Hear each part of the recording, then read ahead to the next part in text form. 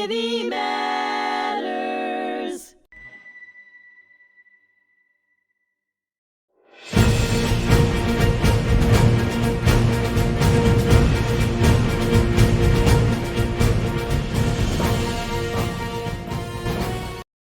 Hello, and thank you for joining me today. I'm your host, Richard Acritelli, and on today's episode, The Fog of War and Humanity on HMTV, my special guest, retired educator and Army Major Montgomery Monty Granger, will join me for a conversation about his decades of service as an educator, a combat veteran, and his experiences handling the 9/11/01 terrorists.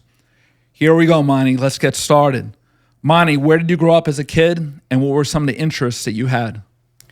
Well, I grew up in Southern California in the 60s and 70s, and I was a history buff. Okay. And that's from my mom. We have an ancestor who kept Civil War diaries, and I've since been able to read some of them, and we actually have a book coming out. My mom and I worked on a book called Centum Diary, a series of articles that she wrote for a local newspaper back in 1963 about our ancestors' Civil War diaries from 1863. Okay. So What did those diaries entail? What were they about there? they confirm that war is 99% boredom and 1% sheer terror. Okay. Now, did your family have any experiences within that sheer terror itself from the Civil War? He did. He was in nearly 4 years, duration of the war, and saw combat in Shiloh, many other battles. But the Centum Diary sort of is a day-to-day. This is what happened. This is what they went through. One of the more interesting parts is when freed slaves wandered into their encampment. What do you do with them? Yeah. So they created sort of a little village for them until they got word of where they should be sent. Okay. And one particular incident, the men who had brought them into this encampment asked their commander what to do. And he said, well, guard them. The men came back and said, we don't want to guard them. We think you should give them uniforms and weapons of their own, let them guard themselves. Okay. And the command said yes. But it was a fascinating thing. But when I was about 15, my mom introduced me to a friend of hers. His name was Horst, and he was a German lieutenant in the Battle of the Bulge and was captured by U.S. forces, and mentioned that on the way to the encampment, they all thought that they were going to be executed because they had heard that the SS was executing American captives. To his surprise, they were given hot coffee, Yeah. Good rations. Right? good rations, a wool coat that he claimed to still have at that time. And that got me interested in prisoner of war operations.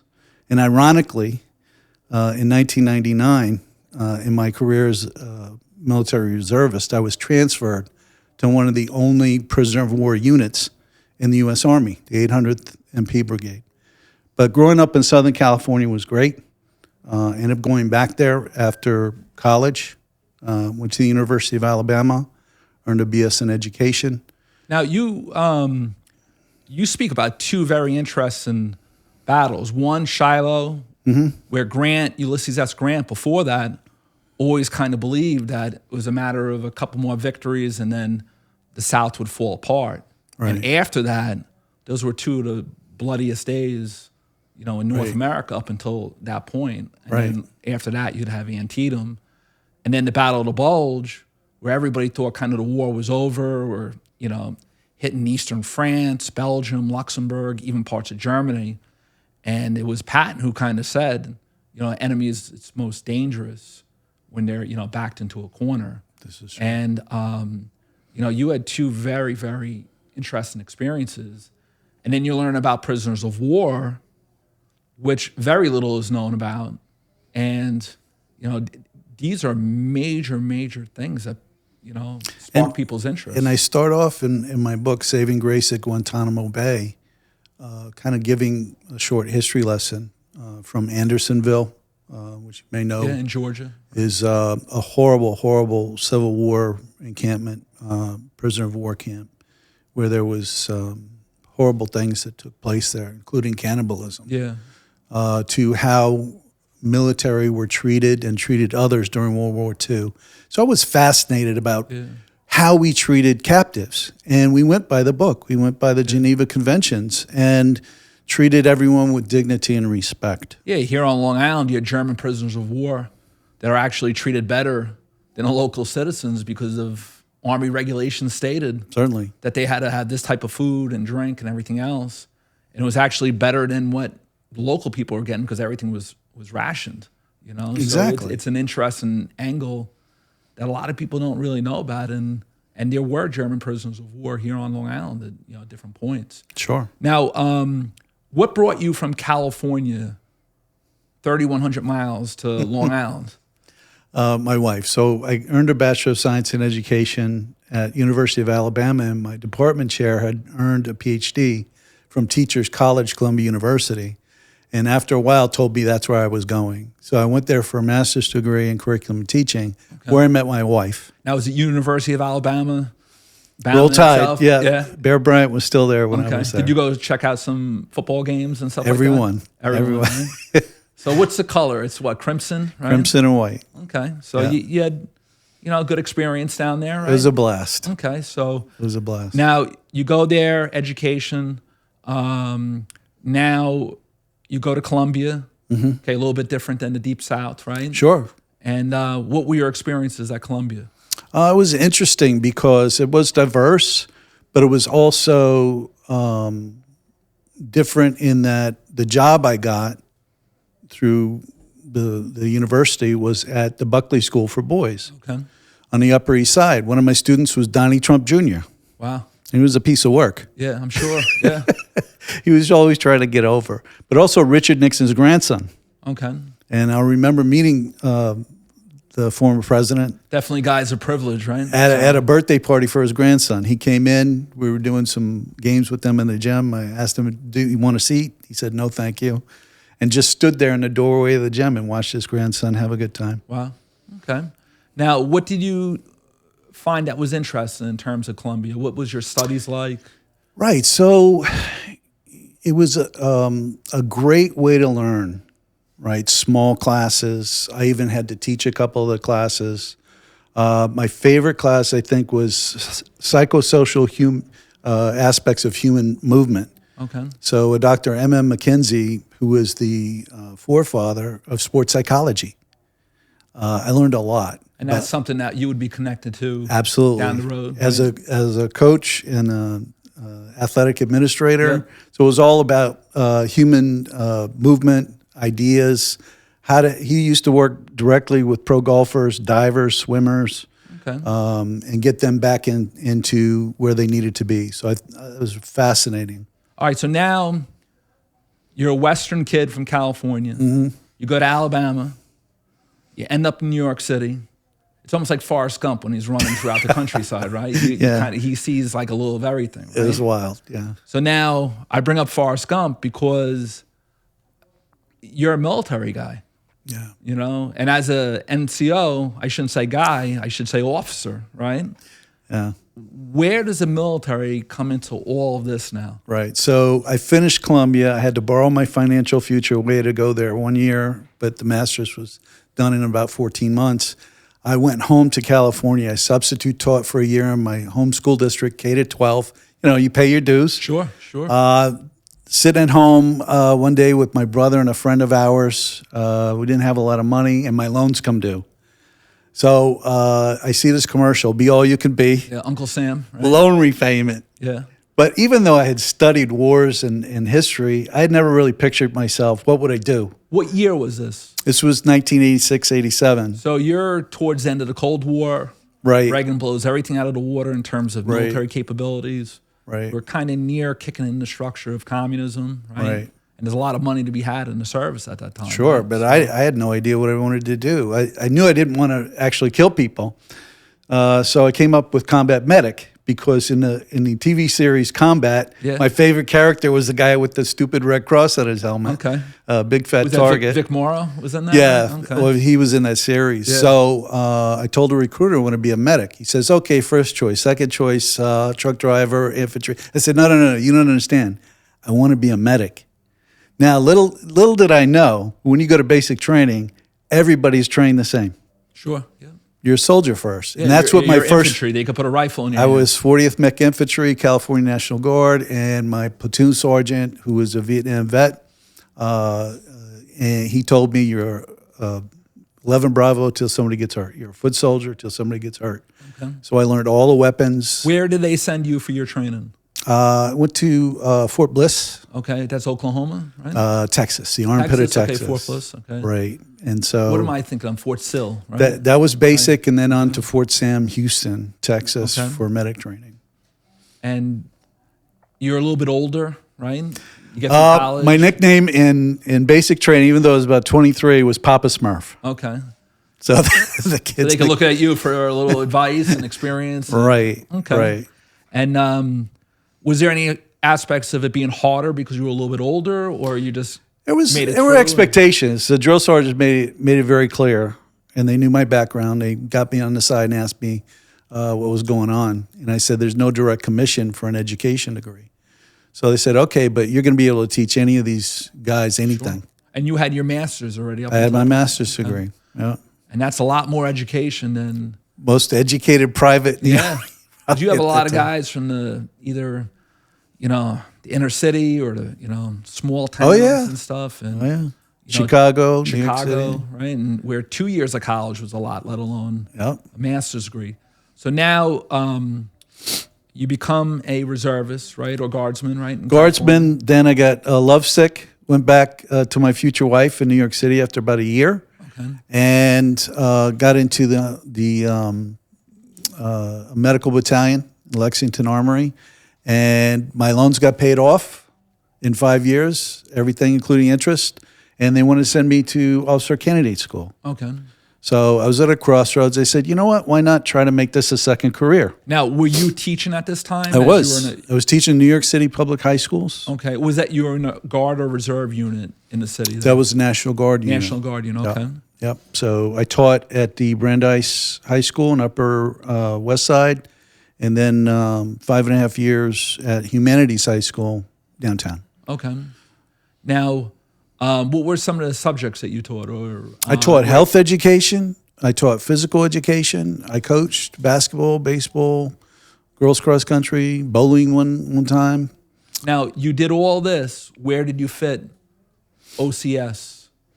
OCS was on weekends. There were two-week tours. It was a 14-month program, so it started with a 2-week tour up at Camp Smith. Yeah, up near West Point there, right? Sure. Across from West Point. And we did some time at West Point, too. And then 2 weeks to finish after a year of weekend drills. Okay. And you always stayed sharp between your regular job, military, now OCS. So your eyes were always forward and you were always working and, kind of moving in a strong direction.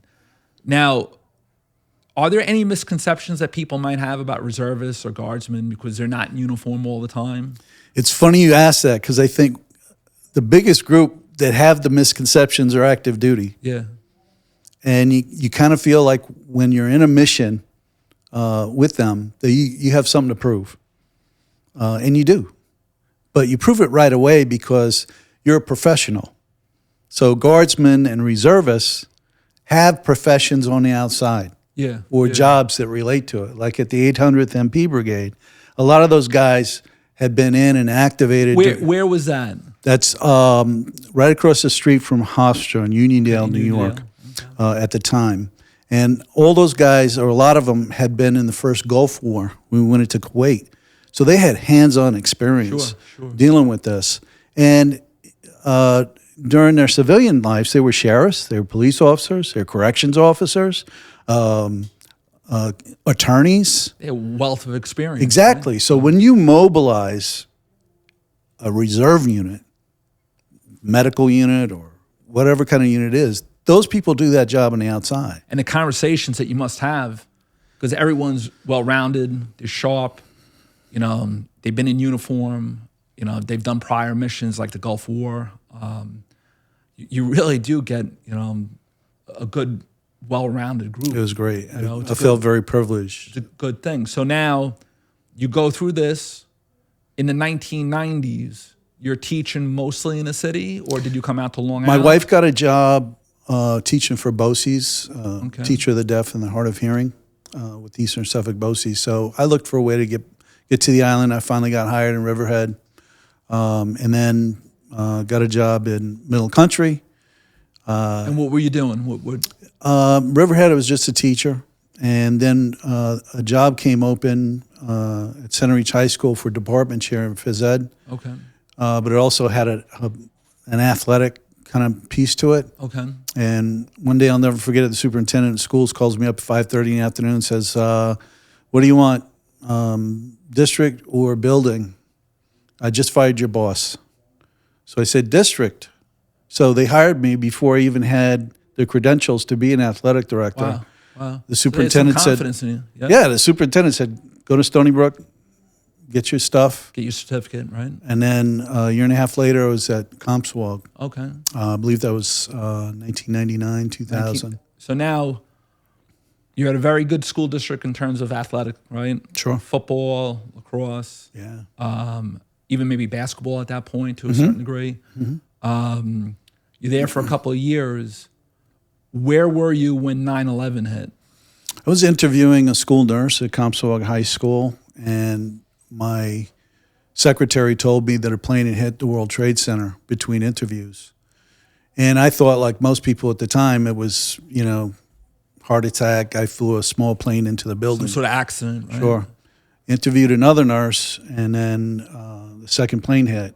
And I thought right away, like I'm sure a lot of people, that it was terrorism. I got a call from the unit to come in. And that was out of Uniondale, right? Uniondale said, pack a duffel bag. We don't know what's going on. You need to come in.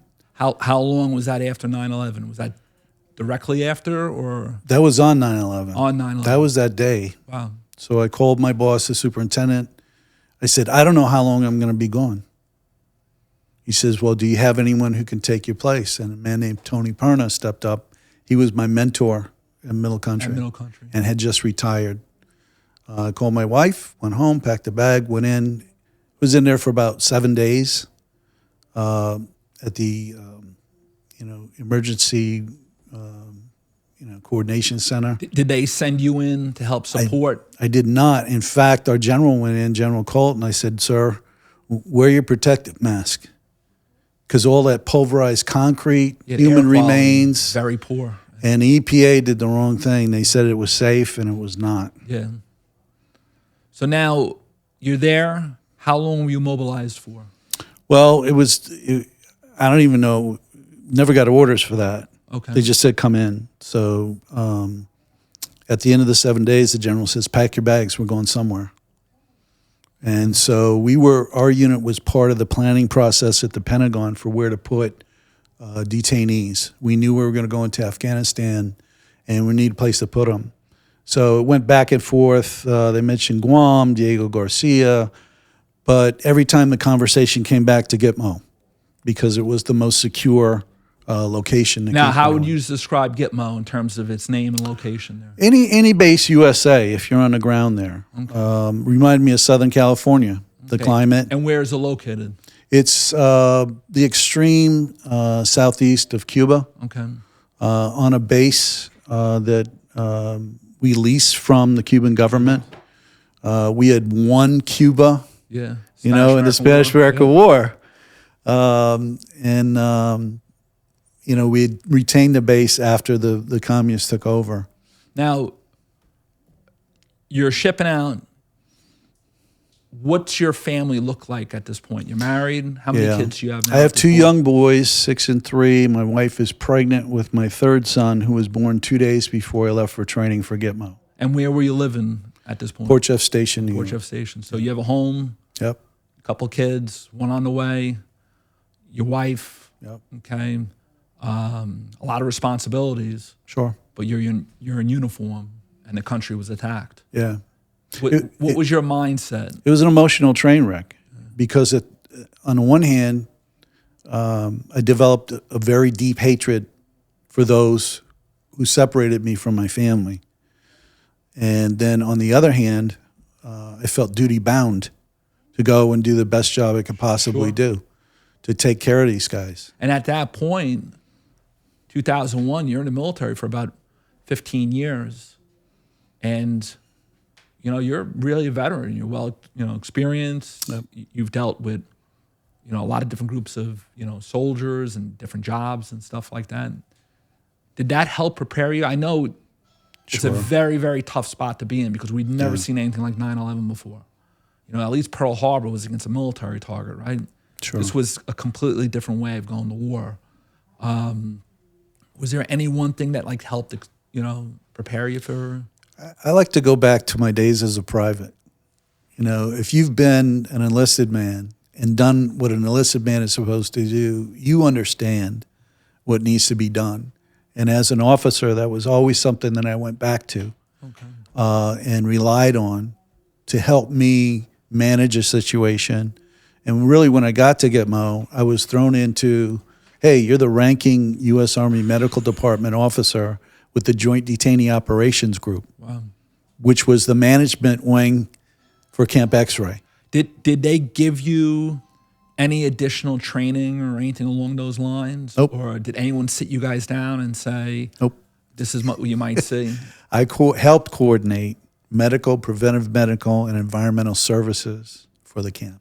So it's still very primitive in terms of... Very primitive. You guys almost wrote the manual for future generations in terms of dealing with domestic warfare, prisoners of war, war at home and abroad. I helped write the SOP. Wow. What's treatment. An SOP for our... Standard operating procedures. So you have your rules, your regulations, and all that stuff, but you write an SOP for your specific, unique situation. You look at George Bush, right? President Bush. He ended up kind of creating the framework of how to deal in terms of terrorism, how the government responds, because he was the first one. No different like a Harry S. Truman during the Cold War, Abraham Lincoln during the Civil War, right? You guys kind of laid the groundwork for how to handle these situations. But it was a lot different than how we trained. Yeah. And that was kind of a sticking point. I explained that in the book.